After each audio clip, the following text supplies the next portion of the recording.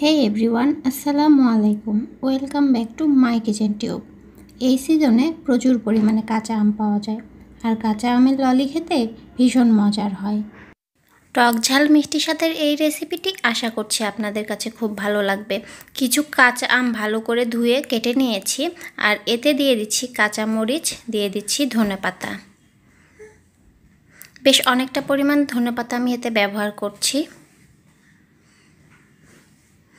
আর এতে দিয়ে দিচ্ছি পরিমাণ মতন লবণ, দিচ্ছি স্বাদ মতন চিনি।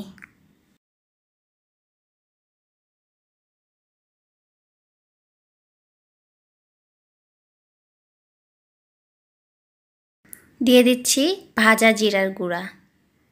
আর এই সবগুলো উপকরণ ভালো করে ব্লেন্ড করে নিচ্ছি। ব্লেন্ড করা হয়ে গেছে, এবার একটি বাটিতে এটা ঢেলে নিচ্ছি। বেশ অনেকটা ঘন হয়েছে। আইসক্রিম বানানোর জন্য এই ঘনত্বটাই যথেষ্ট।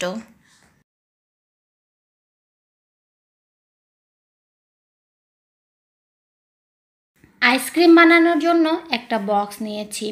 এবার পেস্ট করে রাখা আমগুলো এই বক্সের মধ্যে দিয়ে দেব।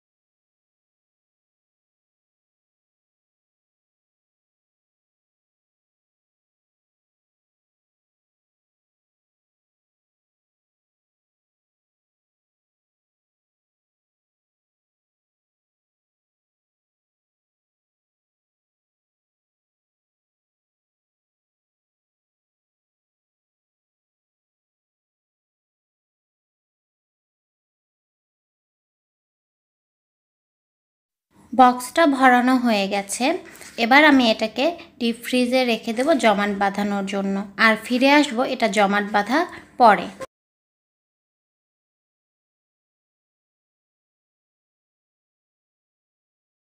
আইসক্রিমটা কিন্তু জমাট বেঁধে গেছে, আমি একটু খুলে দেখাচ্ছি।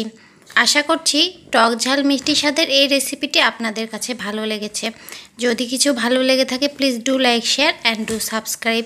সবাই ভালো থাকবেন, আল্লাহ হাফেজ।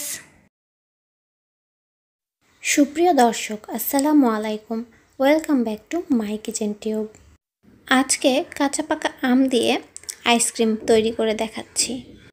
কাঁচা আম পেকে গেলে এই রেসিপিটা ট্রাই করবেন, আশা করছি আপনাদের ভালো লাগবে। চলুন ভিডিওটি শুরু করি। এখানে আমি আম নিয়েছি, আর আমগুলো কাঁচা পাকা দু ধরনেরই আছে।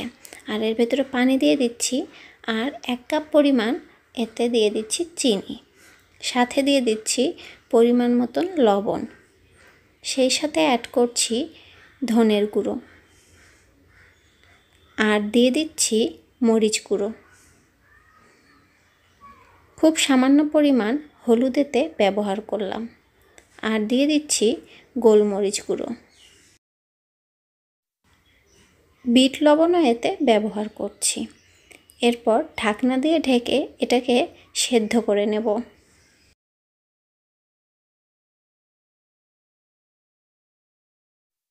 ফিরে আসছি পানিটা অনেকটা শুকিয়ে আসার পরে।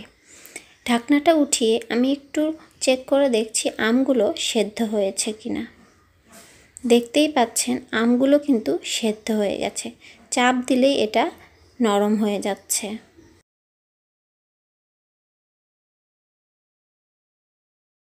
আবার পানিটাও কিন্তু অনেকটা শুকিয়ে এসেছে।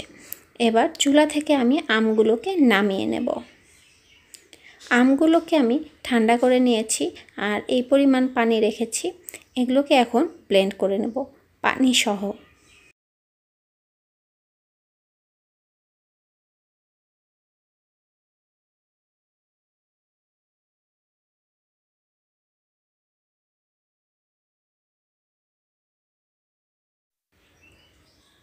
ব্লেন্ড করা হয়ে গেছে।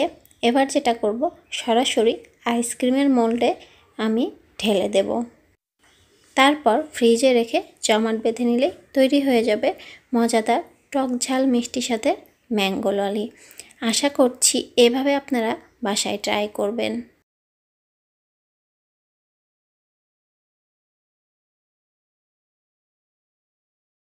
আজকের পর্ব এখানেই বিদায় নিচ্ছি। সবাই ভালো থাকবেন। আল্লাহ হাফেজ।